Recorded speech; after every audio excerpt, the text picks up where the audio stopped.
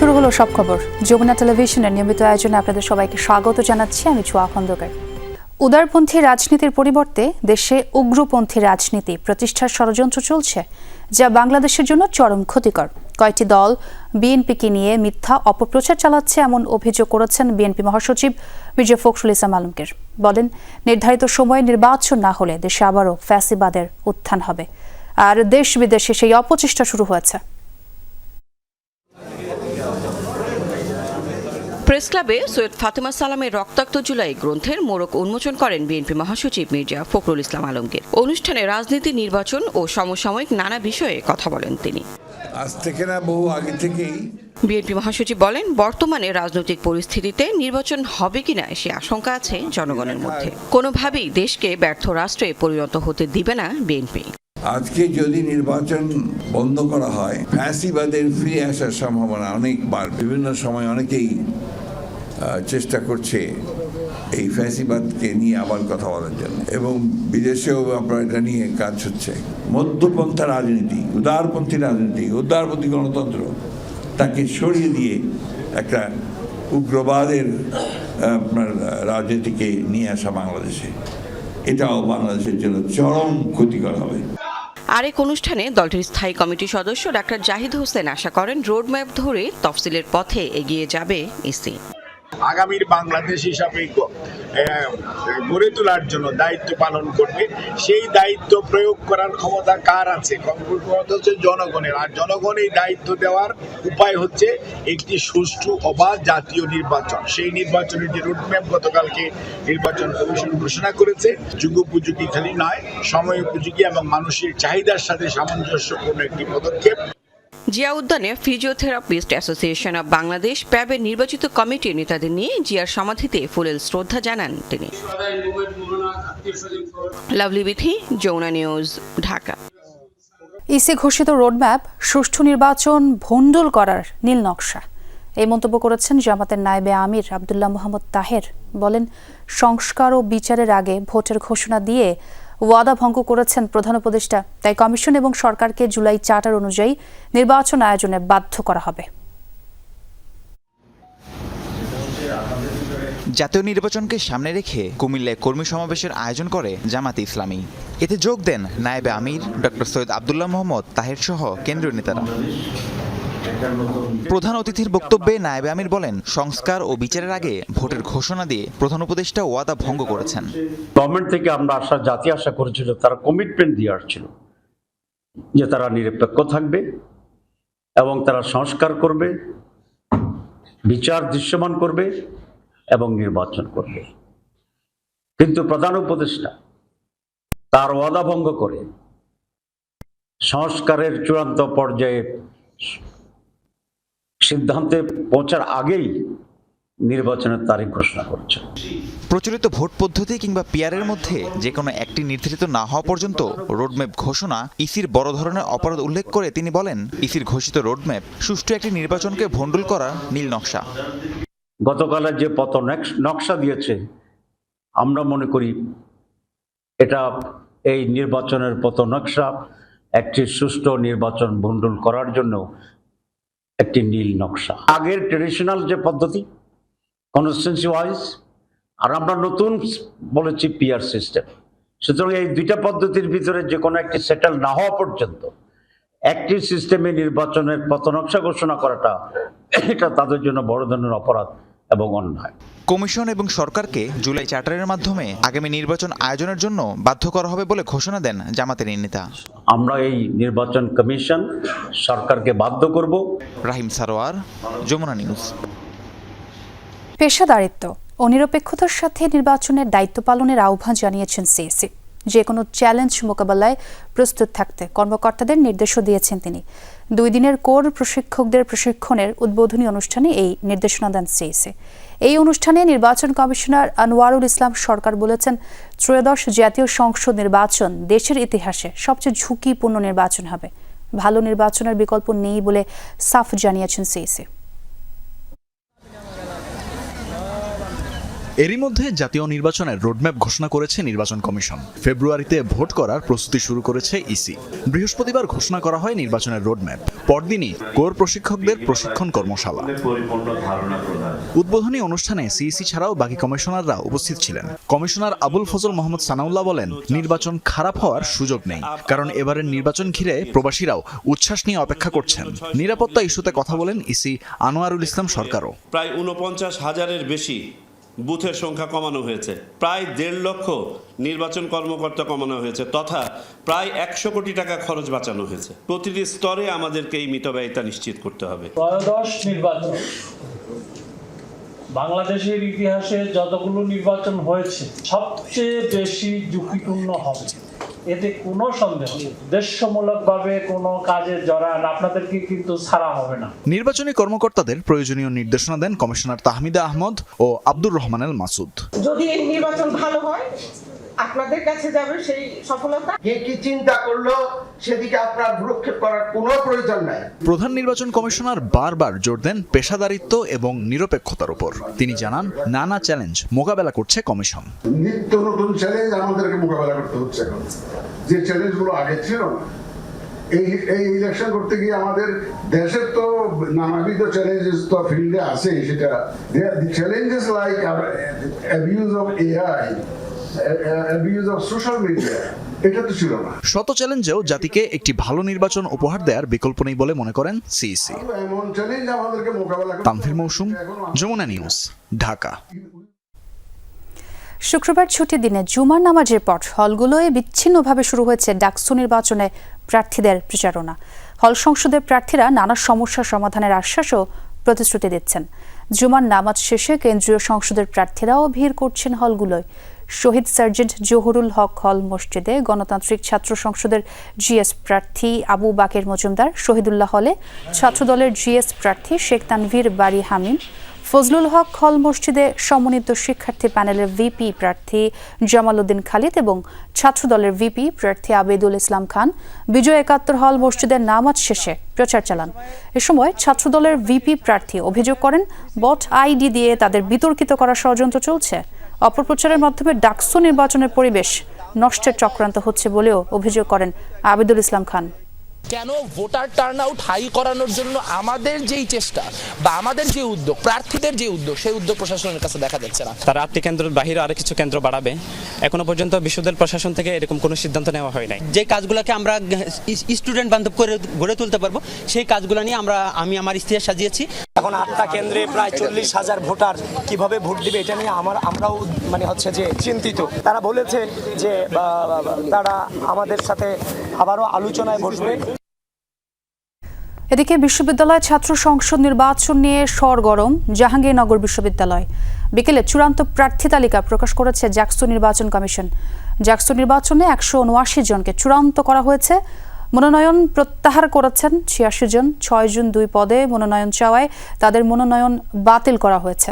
সর্বমোট 92 জনের মনোনয়নপত্র বাতিল করা হয়েছে। ভিপি প্রার্থী চূড়ান্ত মনোনয়ন পেয়েছেন 10 জন এবং জিএস প্রার্থী 9 জন মনোনীত হয়েছেন। কেন্দ্রীয় শিক্ষার্থী সংসদ নির্বাচনের জন্য 179 জন প্রার্থীর মনোনয়নপত্র চূড়ান্তকরণ করা হয়েছে। একাধিক পদে ছিলেন, সেজন্য 6 জনের প্রার্থিতা বাতিল হয়েছে। সহসভাপতি প্রার্থী হিসেবে চূড়ান্তকরণ করা হয়েছে 10 জন প্রার্থী। আওয়ামী লীগের সাবেক মন্ত্রী আব্দুল লতিফ সিদ্দিকী ঢাকা বিশ্ববিদ্যালয়ের আইন বিভাগের শিক্ষক শেখ হাফিজুর রহমান কার্জন সহ 16 জনকে কারাগারে পাঠিয়েছেন ঢাকার চিফ মেট্রোপলিটন ম্যাজিস্ট্রেট আদালত। সন্ত্রাস বিরোধী আইনের মামলায় গ্রেফতারের পর সকালে তাদের আদালতে হাজির করা হয়। শাহবাগ থানার সন্ত্রাস বিরোধী আইনের মামলায় আব্দুল লতিফ সিদ্দিকী, শেখ হাফিজুর রহমান কার্জন সহ 16 জনকে সিএমএম আদালতে হাজির করা হয়। লতিফ সিদ্দিকী বাদে বাকি 15 জন আসামি জামিন আবেদন করেন। উভয় পক্ষের শুনানি শেষে জামিন নামঞ্জুর করে কারাগারে পাঠানোর নির্দেশ দেন আদালত। আদালতে ক্ষোভ জানান আইনের শিক্ষক হাফিজুর রহমান কার্জন। আর ন্যায় বিচার পাবেন না এমন আশঙ্কায় আইনজীবী নিয়োগ করেননি লতিফ সিদ্দিকী। তাদের পক্ষের আইনজীবীরা জানান, মব সৃষ্টি করে তাদের আটকে রেখে পুলিশ সন্ত্রাস বিরোধী আইনের মামলায় গ্রেফতার দেখিয়েছে। সাকসেসফুলি মব ভায়োলেন্স চলছে এবং সেটা রাষ্ট্রীয় দায়ভার এর জন্য নিতে হবে, কারণ এটা তাদেরকে যেহেতু গ্রেফতার করে রাষ্ট্রীয় আইনের সদর্পণ করা হয়েছে, এ থেকে প্রতিমান হয় যে এর সাথে বর্তমান সরকারের এই দায়ভারটা নেওয়া লাগবে। এবং আমরা বিগততে এটাই বলেছি যে তারা সম্পূর্ণ নির্দোষ এবং নিরপরাধ, এবং আজকে যে আইনে তাদেরকে গ্রেফতার করা হয়েছে এই ধরনের কোনো রকমের কোনো কার্যক্রম তারা করেন নাই। রাষ্ট্রপক্ষের আইনজীবীরা জানান, মঞ্চ ৭১ প্ল্যাটফর্মটি প্রতিষ্ঠিত হয়েছে এবছরের ৫ আগস্ট। পতিত সরকার প্রধান শেখ হাসিনাকে ফিরিয়ে আনার লক্ষ্যে আসামিরা জড়ো হয়েছিলেন এবং ষড়যন্ত্র করছিল। যেটা খান পান্নার নাম এসেছে আইনজীবী নেতা, উনি মূলত শেখ হাসিনাকে ফিরিয়ে আনার মূল নীল নকশাকারী। উনার আমন্ত্রণেই এই বাংলাদেশের নাস্তিক এই লতিফ সিদ্দিকী, উনার আরেক ভাই আছেন কাদের সিদ্দিকী, উনারা মূলত প্রত্যেকেই সাবেক আওয়ামী লীগার। আপনারা অবগত আছেন, আমরা আদালতকেও বলেছি। বৃহস্পতিবার সকালে সাবেক মন্ত্রী লতিফ সিদ্দিকী, শিক্ষক হাফিজুর রহমান সহ অন্যরা ঢাকা রিপোর্টার্স ইউনিটিতে গোল টেবিল আলোচনায় অংশ নিতে যান। এক পর্যায়ে ফ্যাসিবাদের দোসর ও ষড়যন্ত্রকারী হিসেবে তাদের পুলিশ হেফাজতে দেয়া হয়। রাব্বি সিদ্দিকী, যমুনা নিউজ, ঢাকা।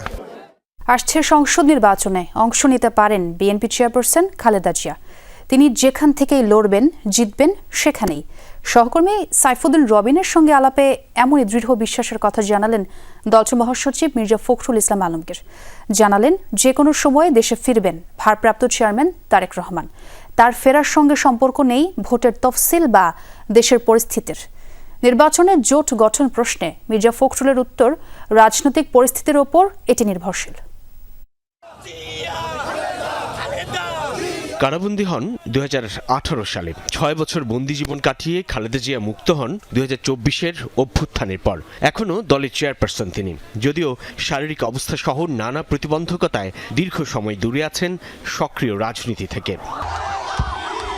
অনেকের মনেই প্রশ্ন, ত্রয়োদশ সংসদে কি প্রার্থী হচ্ছেন খালেদা জিয়া? তাদের হয়ে আমরা জানতে চাই মহাসচিব মির্জা ফখরুল ইসলাম আলমগীরের কাছে, যদিও তার জবাব বেশ কৌশলী। করবেন না কথা কি বলেছি আমরা? বলেছি নাকি? এটা তো তখন ডিসাইডেড হবে, এটা কি এখনই বলা যাবে? উনি তো যেখানে দাঁড়াবেন সেখানে জিতবেন। খালেদা জিয়ার প্রার্থিতার মতো ভারপ্রাপ্ত চেয়ারম্যান তারেক রহমানের দেশে ফেরা নিয়েও জানতে আগ্রহী লাখো কোটি নাগরিক। প্রত্যাবর্তন নিয়ে আলোচনা, গুঞ্জনও আছে রাজনৈতিক মহলে। মহাসচিব বলছেন, তারেক রহমানের ফেরার সঙ্গে সম্পর্ক নেই নির্বাচনের তফসিলের। খুব শিগগিরই আশা করছি আমরা। নট নেসেসারিলি, কালও আসতে পারেন, পরশু আসতে পারেন, এটা নির্ভর করছে তার নিজেকে গুছিয়ে নেওয়ার ব্যাপারটা। বক্তব্যে যতই উত্তাপ থাকুক, ফেব্রুয়ারিতে নির্বাচন ধরেই এগুচ্ছে রাজনৈতিক দলগুলো। এমন পরিস্থিতিতে নির্বাচনী জোট নিয়ে এখনো সিদ্ধান্ত হয়নি বলে জানান বিএনপি মহাসচিব। বলেন, তারা চান না সাজানো বিরোধী দল। আমরা কোনো সাজানো রাজনীতি করি না। আপনার যেটাকে আপনি বলতে চাচ্ছেন যে একটা অ্যালায়েন্স হবে কিনা নির্বাচনের পূর্বে, সেই ধরনের ব্যাপারটা এখন আমরা সিদ্ধান্ত নেইনি। আর দ্বিতীয়ত হচ্ছে যে সাজানো অপোজিশন তৈরি করা, এটা আওয়ামী লীগের কাজ, এটা আমাদের কাছে না, আমরা তো বিশ্বাস করি না।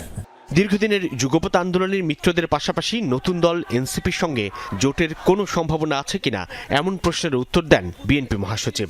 এটা নির্ভর করবে আপনার নির্বাচনের পূর্বে কিরকম রাজনৈতিক পরিস্থিতি থাকছে তার উপরে। এনসিপি কোনো ধরনের যোগাযোগ করছে বা এনসিপির সঙ্গে আমাদের সব রাজনৈতিক দলের সঙ্গে যোগাযোগ আছে। কাদের সঙ্গে জোট হওয়ার আমরা আপনার পরিস্থিতির উপর নির্ভর করবে, যদি আমরা দেখা যায় যে প্রয়োজন সেই সময়ে, তাহলে আমরা সেটা চিন্তা করব। It depends on the situation at that time. দেশের স্বার্থ সামনে রেখে কূটনৈতিক সম্পর্কের বেলায় বেশ সতর্ক বিএনপি। ভারতের সঙ্গে সম্পর্ক কখনো গভীর ছিল না, প্রতিবেশী হিসেবে দূরত্বও ছিল না, বলছিলেন মহাসচিব মির্জা ফখরুল ইসলাম আলমগীর। আমাদের অভ্যন্তরীণ ব্যাপারে নাক গলানো বন্ধ করা, এই বিষয়গুলো খুব ইম্পর্টেন্ট। সাইফুদ্দিন রবিন, যমুনা নিউজ, ঢাকা। ফেব্রুয়ারিতে নির্বাচনের মধ্য দিয়ে দেশের গণতন্ত্র পুনঃপ্রতিষ্ঠিত হবে বলে মন্তব্য করেছেন বিএনপির স্থায়ী কমিটির সদস্য আমির খসরু মাহমুদ চৌধুরী। সকালে বরিশাল জেলা শিল্পকলা একাডেমিতে ক্ষুদ্র ও কুটির শিল্প মেলার উদ্বোধন করেন তিনি। এ সময় আমির খুসরু বলেন, সবাই নির্বাচনের অপেক্ষায় আছে, প্রস্তুতি নিচ্ছে বিএনপি। নির্বাচনের মাধ্যমে গণতন্ত্র প্রতিষ্ঠিত হলে দেশের মানুষ তাদের মৌলিক কথাগুলো বলতে পারবে। কুটির শিল্পের প্রসারে আন্তর্জাতিক বাজারে প্ল্যাটফর্ম তৈরির আহ্বান জানান আমির খুসরু মাহমুদ। সবাই নির্বাচনের অপেক্ষায় আছে। ফেব্রুয়ারিতে নির্বাচনের মাধ্যমে দেশে গণতন্ত্র পুনঃপ্রবর্তিত হবে, বাংলাদেশের মানুষ তাদের মনের কথাগুলো বলতে পারবে। কুটির শিল্প সহ যারা সারা বাংলাদেশে বিভিন্ন অঞ্চলে বিভিন্ন পণ্য তৈরি করছে, এদেরকে ব্র্যান্ডিং করে দেশে বিদেশে আন্তর্জাতিক বাজারে বিক্রি করার জন্য প্ল্যাটফর্ম দিতে হবে। একটি পক্ষ সংস্কারকে নির্বাচনের মুখোমুখি দাঁড় করানোর চেষ্টা করছে, কিন্তু সংস্কার আর বিচারকে এগিয়ে নিতেই প্রয়োজন সুষ্ঠু নির্বাচন, এমনটাই বলেছেন গণসংহতি আন্দোলনের প্রধান সমন্বয়কারী জুনায়েদ সাকি। দুপুরে গণসংহতি আন্দোলনের 23তম প্রতিষ্ঠা বার্ষিকী উপলক্ষে জাতীয় স্মৃতিসৌধে শহীদের প্রতি শ্রদ্ধা জানান তিনি। বলেন, বিচার, সংস্কার আর নির্বাচন এই মুহূর্তে দেশের জাতীয় স্বার্থ। তবে গণতন্ত্র উত্তরণের জন্য সবারই ভোটের গুরুত্ব উপলব্ধি করা উচিত। জুনায়েদ সাকির দাবি, দেশ এখন ক্লান্তি লগ্নে রয়েছে। অভ্যুত্থানের পর স্বৈরাচারী সরকারের পতন হলেও এখনও উচ্ছেদ করা যায়নি ফ্যাসিস্ট ব্যবস্থাপনা।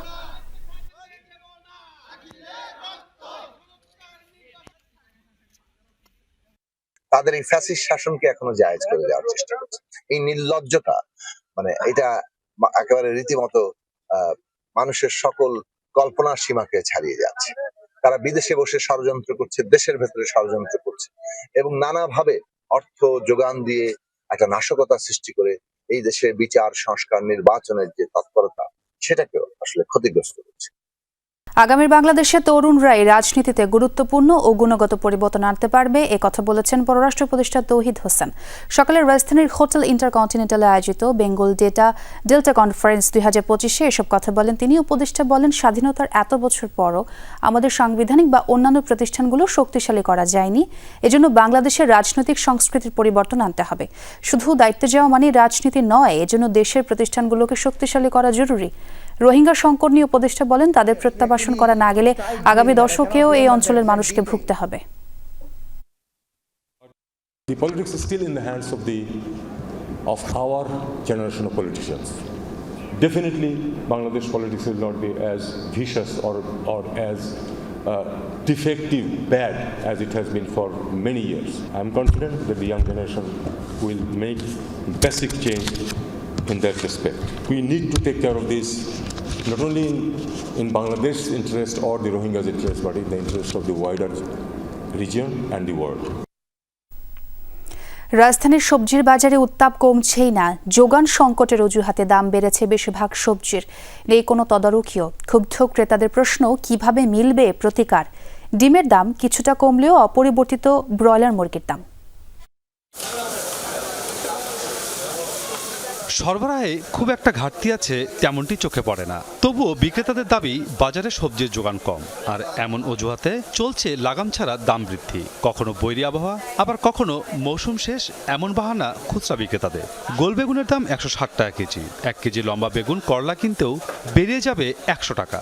কিছুটা কমলেও 250 গ্রাম কাঁচামরিচের জন্য গুনতে হবে 60 টাকা। পেঁপে ছাড়া 80 টাকা কেজি নিচে মিলছে না বেশিরভাগ সবজি।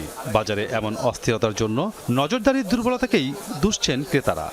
কষ্ট কিনলাম, কি দাম বাড়ছিল, কিনো লাগবে না, ভালো খাইতে হবে, তোমার বেশির মধ্যে কম কিনি। আতঙ্ক হয়ে গেছে আসলে।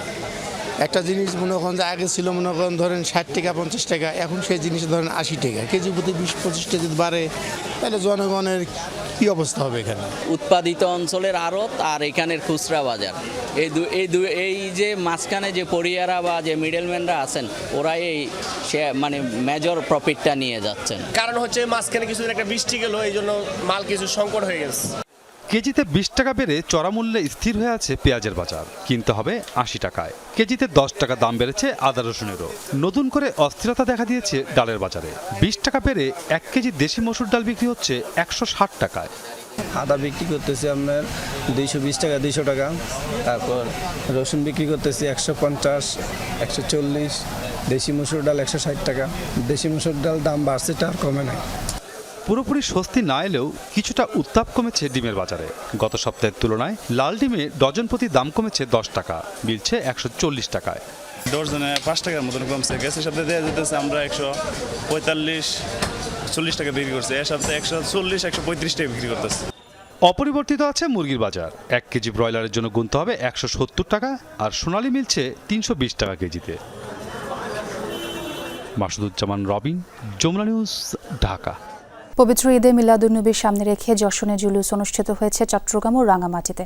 সকালে রাউজানের গহিরা আলিয়া মাদ্রাসা ময়দান থেকে শুরু হয়ে জুলুসটি রাঙামাটি মহাসড়ক, জলিল নগর বাস স্ট্যান্ড ও ফকিরহাট প্রদক্ষিণ করে উপজেলা পরিষদ প্রাঙ্গণে গিয়ে শেষ হয়।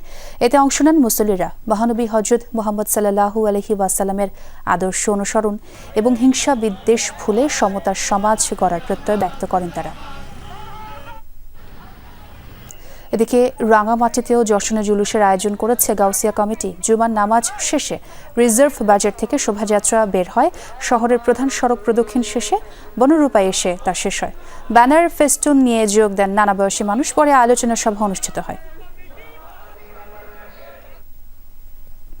কুষ্টিয়ায় মর্নিং গ্লোরি চেস ক্লাবের আয়োজনে উদ্বোধন হয়েছে 3 দিন ব্যাপী দাবা লীগ। সকালে মর্নিং গ্লোরি চেস ক্লাবের নিজস্ব ভবনে এই প্রতিযোগিতার উদ্বোধন করা হয়।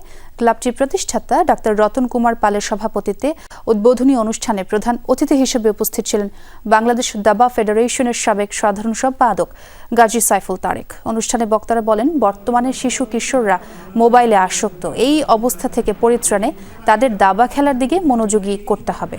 রাউন্ড লিগ পদ্ধতির এই প্রতিযোগিতায় অংশ নেবেন দক্ষিণবঙ্গের 8টি দাবা ক্লাবের 48 জন দাবারু। টুর্নামেন্টে বিজয়ীদের প্রাইজ মানের পাশাপাশি চ্যাম্পিয়ন ও রানার্স আপ ট্রফি দেওয়া হবে। আগামী 31 আগস্ট হবে দাবা লিগের ফাইনাল ম্যাচ। আমাদের 3টা শাখার মাধ্যমে আমরা দক্ষিণবঙ্গের দাবার কার্যক্রমটা এগিয়ে নিয়ে যাচ্ছি। বাচ্চাদেরকে দাবাতে নিয়ে আসেন, সেই ধরনের কিছু পরিকল্পনা আমরা নিয়েছি। আজকে আমরা সেটাই ঘোষণা দিব। আন্তর্জাতিক গুম দিবস উপলক্ষে বাংলা একাডেমি মিলনায়তনে গুমের শিকার পরিবারগুলোর সংগঠন মায়ের ডাকের আলোচনায় বক্তব্য দিচ্ছেন বিএনপির স্থায়ী কমিটির সদস্য সালাউদ্দিন আহমদ। আমরা সরাসরি তার বক্তব্যে যাচ্ছি। আমার খাওয়া শেষ না হওয়া পর্যন্ত বসে থাকতো, সেই সময়টা ফ্যানটা বন্ধ থাকতো। রুমের বর্ণনাটা এরকম, 5 ফিট বাই 10 ফিটের মতোই হবে, 10 ফিটের চাইতে আরো কমও হতে পারে।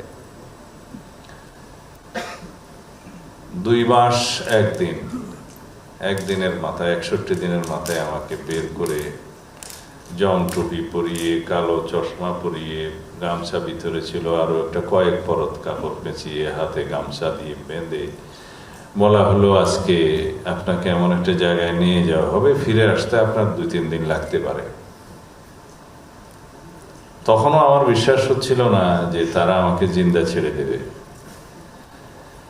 বলতাম, যদি আমার মৃত্যু হয় এখানে, মানে তারা মেরে ফেলবে সেটা বলতাম না, তাহলে আমার লাশটা আমার পরিবারের কাছে ফেরত দিও। কোনো উত্তর দিত না। আমি আল্লাহর বাংলা একাডেমিতে যুক্ত হয়েছিলাম সরাসরি। আহসানুল্লাহ বিজ্ঞান ও প্রযুক্তি বিশ্ববিদ্যালয়ের 7মবারের মতো পর্দা উঠল জাতীয় বিতর্ক প্রতিযোগিতার। শুক্রবার আহসানুল্লাহ ডিবেটিং ক্লাবের আয়োজনে শুরু হয় বছরের অন্যতম বড় এই বিতর্ক উৎসব। সারাদিনে বিশ্ববিদ্যালয় পর্যায়ের 32টি ও স্কুল কলেজ পর্যায়ের 32টি দলের সমন্বয়ে মোট 64টি দলের ট্যাব ও কোয়ার্টার ফাইনাল অনুষ্ঠিত হয়। প্রতিযোগিতায় বিতর্কিকরা বিভিন্ন বিষয়ে পক্ষে বিপক্ষে যুক্তি উপস্থাপন করেন। 4টি পর্বের বিতর্কের পর সেরা 8টি দল কোয়ার্টার ফাইনালে যায় এবং টুর্নামেন্ট সেরা বিতার্কিক নির্বাচিত হয়। অনুষ্ঠানের ফাইনাল অনুষ্ঠিত হবে শনিবার। এই দিন সমাপনী অনুষ্ঠানে পুরস্কার বিতরণের মাধ্যমে পর্দা নামবে এই বিতর্ক উৎসবের। 11 পদে অনুষ্ঠিত হবে ক্রিকেটার্স ওয়েলফেয়ার অ্যাসোসিয়েশন কোয়াবে নির্বাচন। 11 পদের মধ্যে 10 পদেই নির্বাচন হচ্ছে না। বিনা প্রতিদ্বন্দ্বিতায় নির্বাচিত হচ্ছেন সহসভাপতি, সিনিয়র সহসভাপতি এবং 8 জন সদস্য। প্রশ্ন ওঠে, তবে কি ইলেকশনের বদলে আবারও কোয়াবে সিলেকশন হচ্ছে? কোয়াব নির্বাচনে সদস্য পদ কিনেছেন শামসুর রহমান শুভর 2 জন সাক্ষীর একজন মোহাম্মদ মিঠুন, যিনি আবার কিনেছেন সভাপতি পদের ফর্ম। মিঠুন আবার বেশ কয়েকজন ক্রিকেটারের সাক্ষী। শুভর মতো আকবর আলীও কিনেছেন সদস্য পদ।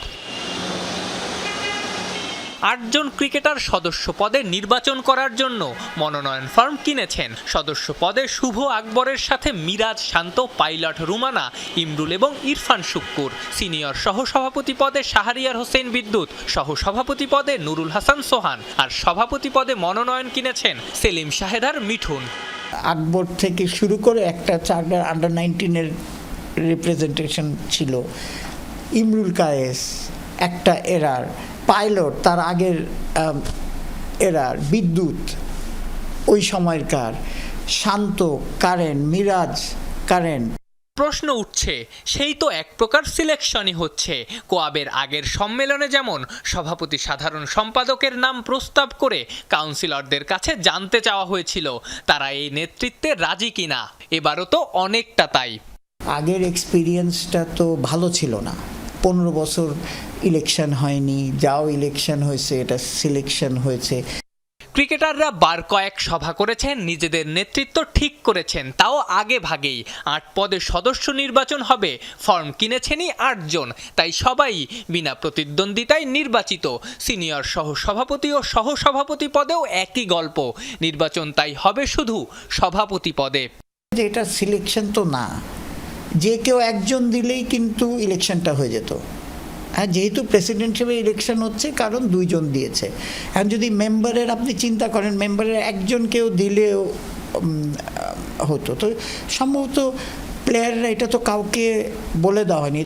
সভাপতি পদপ্রার্থী সেলিম শাহেদ বিসিবির এনলিস্টেড ম্যাচ রেফারি। প্রশ্ন ওঠে, যেহেতু বিসিবির চাকরি করেন এমন কেউ নির্বাচন করতে পারবেন না, কোয়াবের বর্তমান আহ্বায়কের ক্ষেত্রে নিয়মটা কি?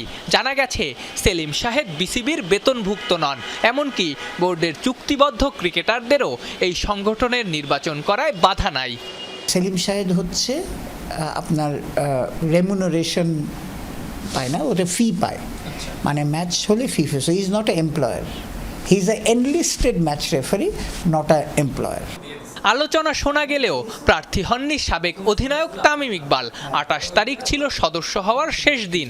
এবারের নির্বাচনে ভোট দেবেন 212 জন সদস্য। শনিবার নির্বাচন থেকে নাম প্রত্যাহার করার শেষ দিন। সব ঠিক থাকলে নতুন কাঠামোতে 4 সেপ্টেম্বর অনুষ্ঠিত হবে সংগঠনটির এবারের নির্বাচন। 4 তারিখে ইলেকশন হলে একটা। আফনান পিয়াল, যমুনা স্পোর্টস, ঢাকা। শুধু পাকিস্তানই নয়, চীনকেও সতর্ক করতে ক্ষেপণাস্ত্র সক্ষমতা বৃদ্ধি করছে ভারত। সম্প্রতি অগ্নি 5 মিসাইলের সফল পরীক্ষা চালিয়েছে দেশটি। ইসলামাবাদের রকেট ফোর্স ইউনিট গঠনের পরপরই অগ্নি ক্ষেপণাস্ত্রের পরীক্ষা চালায় দিল্লি। তারই প্রেক্ষিতে বিশ্লেষকরা বলছেন, পাকিস্তানের পাশাপাশি চীনের গুরুত্বপূর্ণ সব শহরে হামলার জন্য মিসাইলের সক্ষমতা বৃদ্ধি করছে ভারত। গেল 20 আগস্ট ব্যালিস্টিক মিসাইল অগ্নির সফল উৎক্ষেপণ চালিয়েছে ভারত। অগ্নি সিরিজের 5ম সংযোজন এ ক্ষেপণাস্ত্রটি। দৈর্ঘ্যে 17 কিলোমিটারেরও বেশি এ ক্ষেপণাস্ত্রের ওজন 50,000 কেজি, যা 1000 কেজি ওজনের ওয়ারহেড বহনে সক্ষম। ঘণ্টায় প্রায় 30,000 কিলোমিটার গতিতে ছুটে 5000 কিলোমিটারেরও বেশি দূরত্ব অতিক্রম করতে পারে এ ক্ষেপণাস্ত্রটি। পাকিস্তানের নতুন সামরিক unit army rocket force command ARFC এর ঘোষণার কয়েকদিন পরই অগ্নি 5 উৎক্ষেপণ করে ভারত। আপাত দৃষ্টিতে চিরবৈরী পাকিস্তানকে হুঁশিয়ারি বার্তা দিতে ভারত এ পদক্ষেপ নিয়েছে বলে মনে করা হলেও বিশেষজ্ঞরা বলছেন ভিন্ন কথা। ধারণা করা হচ্ছে, শুধু পাকিস্তান নয়, আরেক প্রতিবেশী চীনকেও সতর্ক করতে এ ক্ষেপণাস্ত্র পরীক্ষা ভারতের। সীমান্ত নিয়ে দীর্ঘদিন ধরেই উত্তেজনা চলছে ভারত চীনের মধ্যে, তাই বেইজিংকে চোখ রাঙানি দিতেই এমন উদ্যোগ দিল্লির। পাকিস্তানকে হুঁশিয়ারি দিলেও ভারতে অগ্নি 5-এর মূল টার্গেট চীন। দেশটির পূর্ব উপকূল, বিশেষ করে যেখানে সবচেয়ে গুরুত্বপূর্ণ শহরগুলো রয়েছে, সেখানে আঘাত হানতে দীর্ঘ পাল্লার ক্ষেপণাস্ত্র প্রয়োজন ভারতের। অপারেশন সিন্দুরকে কেন্দ্র করে সৃষ্ট হওয়া যুদ্ধের প্রেক্ষিতে রকেট ফোর্স গঠনের সিদ্ধান্ত নেয় পাকিস্তান। ধারণা করা হচ্ছে, চীনের পিপলস লিবারেশন আর্মি রকেট ফোর্সের আদলে তৈরি করা হবে এ সামরিক বাহিনীর ইউনিট, যাদের কাজ হবে ব্যালিস্টিক, হাইপারসনিক ও ক্রুজ মিসাইলের পাশাপাশি বিভিন্ন পাল্লার রকেটের তদারকি করা, যা পাকিস্তানের সামরিক নীতিতে লক্ষণীয় পরিবর্তন নিয়ে আসবে বলে মনে করা হচ্ছে। সাবরিনা নুসরাত, যমুনা নিউজ। আর এই ছিল সব খবরের আজকের আয়োজন। এতক্ষণ যারা সঙ্গে ছিলেন সবাইকে ধন্যবাদ।